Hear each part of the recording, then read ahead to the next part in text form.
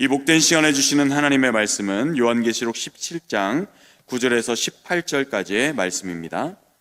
신약성경 415면에 있는 요한계시록 17장 9절에서 18절까지의 말씀입니다.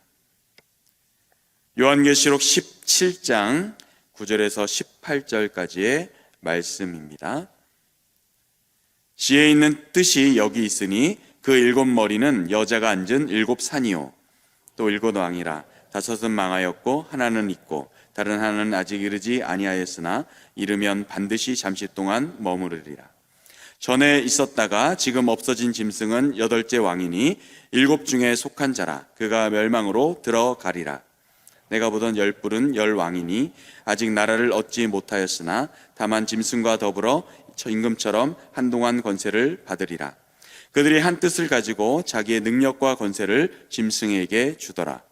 그들이 어린 양과 더불어 싸우려니와 어린 양은 만주의 주시오 만왕의 왕이심으로 그들을 이기실 터이요 또 그와 함께 있는 자들 곧 부르심을 받고 택하심을 받은 진실한 자들도 이기리로다. 또 천사가 내게 말하되 내가 본 바 음녀가 앉아있는 물은 백성과 무리와 열국과 방언들이니라. 내가 본 바 이 열뿔 짐승은 음녀를 미워하여 망하게 하고 벌거벗게 하고 그의 살을 먹고 불로 아주 사르리라. 이는 하나님이 자기 뜻대로 할 마음을 그들에게 주사 한 뜻을 이루게 하시고 그들의 나라를 그 짐승에게 주게 하시되 하나님의 말씀이 응하기까지 하심이라. 또 내가 본 그 여자는 땅의 왕들을 다스리는 큰 성은이라 하더라. 아멘. 어제 말씀은 일곱 대접을 가진 일곱 천사 중 하나가 요한에게 알려준 큰 음녀 또 큰 바벨론이 받을 심판을 보여주겠다라고 시작하는 말씀이었습니다. 큰 음녀는 큰 바벨론이라고도 불리고 하나님을 믿지 못하게 하는 예수님을 흉내내는 존재다라고 말씀을 드렸습니다.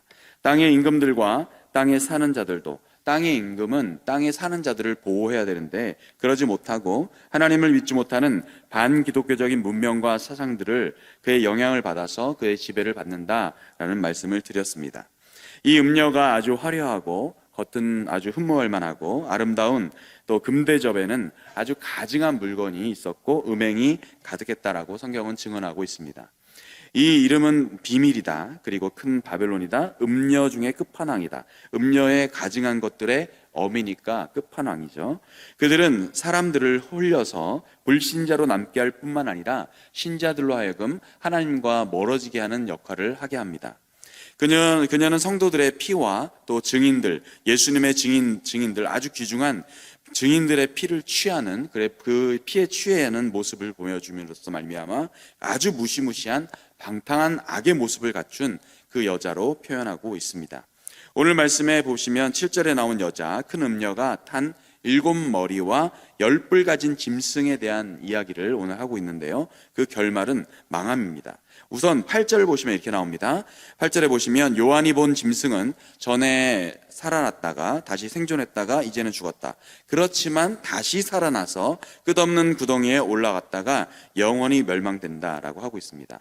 세상이 창조된 이래 생명책에 기록되지 않는 사람들은 그 짐승을 몰라 다 놀라고, 왜냐하면 죽었던 짐승이 다시 출현했기 때문입니다. 짐승이 다시 살아나고 구덩이에 올라갔다가 다시 멸망된다.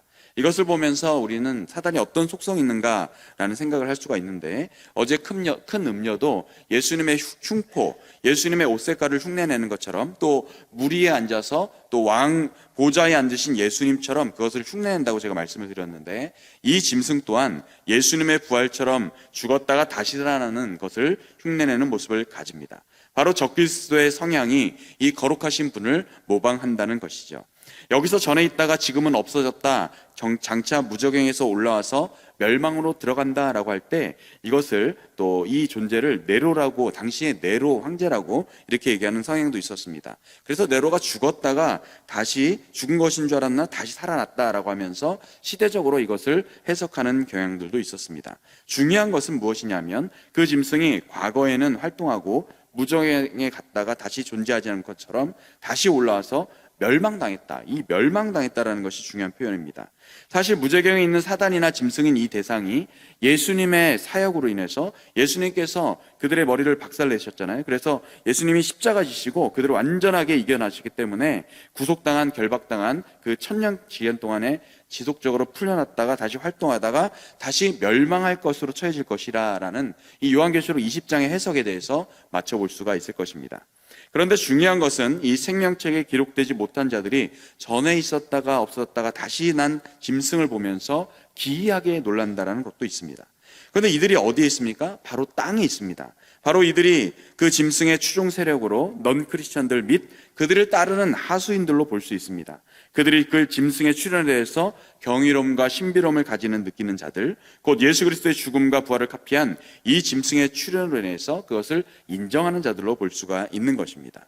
오늘 말씀 9절에서 11절까지는 이 짐승의 7머리에 대한 해석이 나옵니다. 그리고 12절부터 14절까지는 10뿔에 대한 설명을 하고 있죠. 그리고 마지막에는 15절부터 18절까지는 큰 음녀에 대해서 자세하게 설명하고 있습니다. 7머리는 여자가 앉아있는 7산, 또 7왕이라고 9절에서 10절에서 말하고 있는데, 망한 왕은 5이고 하나는 있고 또 다른 하나는 이르지 아니하였다라고 잠시 머무른다라고 말하고 있습니다. 이것에 있어서 이 지혜 있는 뜻이 있다라고, 지혜 있는 것이 여기 있다라고 하기 때문에 하나님의 지혜로운 말씀이 우리를 분별해 주셔서 이 말씀을 깨닫는 은혜가 있기를 바랍니다. 이 7산이라고 할 때 7산이라고 하고 있는데요, 이 7산은 당시 문화에 의해서 7산 중에서 5개, 그리고 하나 또 하나 이렇게 얘기할 때는 이게 굉장히 급박하게 진행된다는 의미를 가지고 있고, 또 7산은 7왕이다라고 상징적으로 표현하고 있는데, 이것은 7이라는 단어가 나왔을 때는 우리가 완전하다라고 해석할 수가 있죠. 그래서 7힘을 가진 왕, 그 왕을 해석할 수도 있습니다. 이 7왕을 로마 왕으로 해석하는 또 억지적인 해석들도 있고, 또 그렇긴 하지만 간단하게 해석하면 이것은 힘을 가진 존재, 그리고 세속의 권력으로 볼 수가 있습니다. 아까 말씀드렸듯이 5은 망하고 하나는 그대로 있고 하나는 이르지 않았다. 이것은 상황의 급박함을 말하고 있는 것입니다. 자, 12절부터 14절까지 10뿔에 대한 설명을 보시면 이 10뿔은 짐승이 가지고 있는 상징적인 의미입니다. 이 또한 또 10이라는 단어는 세상을 모든 포함하는 수를 얘기하고 있는 것입니다. 힘과 권세를 가지고 있을 뿐만 아니라 세상을 모두 포괄하고 있는 것, 이것이 미래적으로, 아직은 그 열왕이 미래적으로는 천재는 아니지만 미래적으로 다스리게 된다라는 표현을 하고 있습니다. 이 권세는 잠시 동안에 받게 되고 그 짐승은 아주 영원한 권세는 아닌 것입니다. 그런데 이들이 한동안 권세를 받는다라는 것을 묵상하게 됩니다. 어떤 존재이든 간에 하나님을 대적하여서 있는 존재라 할지라도, 우리를 힘들게 하는 세력이 온다 할지라도 그 악의 지배는 잠시이고 폐해는 잠시 동안 머문다 간다라는 것을 우리는 기억해야 할 것입니다. 그래서 아무리 무지막지한 반기독교적인 세력이 우리를 괴롭혀서 때로는 예배를 못하게 하고 하나님 믿는 사람들이 그 믿음 생활을 하지 못하게 한다 할지라도, 그들에게 주어진 시간들은 유한하고 한동안 권세를 받는다는 것을 인정하면서 그 생각으로 우리는 어려운 탄압의 시기를 이겨나야 할 것입니다. 자, 14절에 우리가 이 마음에 새겨될 구절이기 때문에 14절을 한번 다시 찾아서 읽어보도록 하겠습니다. 14절입니다. 시작. 그들이 어린 양과 더불어 싸우려니와 어린 양은 만주의 주시오 만왕의 왕이심으로 그들을 이기실 터이요 또 그와 함께 있는 자들 곧 부르심을 받고 택하심을 받은 진실한 자들도 이기리로다. 아멘. 음녀와 짐승이 연합해서 예수 그리스도와 더불어 싸우지만 어떻다는 거예요? 상대가 되지 않는 것입니다. 오늘 성경이 정확하게 증언하는 바, 만주의 주시오 만왕의 왕이시기 때문에, 모든 왕의 왕이시기 때문에 그들이 아무런 힘이 없다. 그들은 결코 패배할 수밖에 없다. 승리는 누구의 것이다? 바로 예수 그리스도, 어린 양 대신 예수 그리스도께 있다라고 분명하게 얘기하고 있습니다.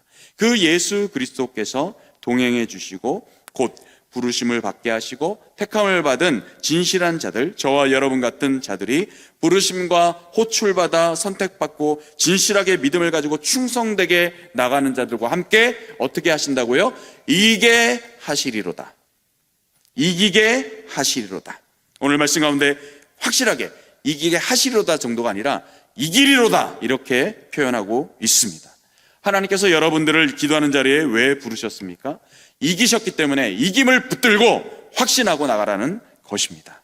여러분 가운데 또 어려움에 있는 분들도 있지만 이 말씀 이기리로다, 이 말씀을 승리하리로다, 반드시 주님 붙들고 이긴다 라는 믿음을 갖고 나가는 저와 여러분 될 수 있기를 주님의 이름으로 축복합니다. 15절 18절에 큰 음녀에 대한 부분으로 마무리 짓고 있는데요, 되게 신기한 게 있습니다. 열불 짐승과 이 음녀가 되게 신기해요. 화합하고 막 나갈 것 같은데 그렇지 않고요, 서로 싸우고 물고 뜯고 하다가 결국은 이 짐승이 이겨버립니다. 그래서 이들은 서로 싸우고 그렇게 되는 것이죠. 그런데 결국은 서로 공포스럽고 죽이고 멸망시키는 존재이기 때문에 서로 물고 뜯고 나간다는 것입니다. 결국은 이 여자는 누구를 상징하고 있느냐? 큰 성읍이다. 땅의 왕들을 다스리는 큰 성읍, 그 성읍 바벨론을 말하는 것이죠. 콕 집어서 현재 시점에서 우리 시대에 이것이다 라고 말할 수는 없지만 영적인 바벨론을 당시 바라봤던 로마라고도 할 수 있겠습니다. 로마는 도시의 영방 체제였고 또 성의 개념을 통해서 그 여인이 어떤 것이다?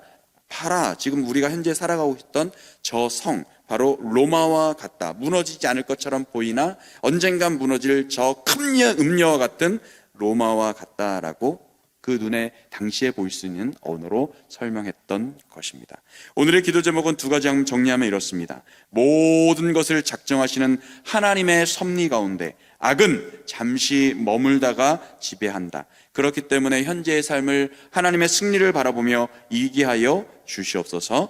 여자와 일곱 머리 열 뿔을 가진 짐승과 같이 예수님을 대적하는 반기독교적인 세상이 우리를 지배하고 아무리 강력하다 보인다 할지라도 그들이 어린 양과 싸우면 반드시 패배한다는 말씀을 붙들며 말씀으로 승리하게 하여 주옵소서. 결국 부르심 받고 택하심 받고 진실함, 충성되게 살아가는 자들은 이긴다라는 말씀을 가지며 승리하는 우리 모두가 되어야 하겠습니다. 이 말씀 붙들며 오늘 하루 기도할 때 주여 승리케 하여 주시옵소서. 우리 수련회와 여름 캠프하고 있는 우리 지체들 하나님의 능력 가운데 승리하게 하여 주시옵소서. 월요일부터 진행되는 한가족 수련회도 이기게 하여 주시옵소서. 게으름을 이기게 하시고 영적으로 깨어나게 하여 주시옵소서. 이런 마음으로 나가는 저와 여러분 되시기를 주님의 이름으로 축복합니다. 기도하겠습니다. 우리 세상과 인간의 역사를 주관하시는 하나님 아버지, 오늘 악이 횡행하여 말세를 살아가는 우리의 현실 속에서 악이 머문다 할지라도 음녀와 또 뿔나는 짐승이라 할지라도 잠시 머문다는 것을 기억하여 유한한 고통임을 깨닫게 하여 주시옵소서. 힘과 능력을 가진 세력이 우리 주님을 대적한다 할지라도 그들의 결국은 패배임을 알게 하여 주시고 만유의 주시오 만왕의 왕이신 주님을 붙들고 승리하는 우리 모두가 되게 하여 주시옵소서. 우리의 이기가신 찬양을 받으실 예수 그리스도의 이름으로 기도드리옵나이다. 아멘.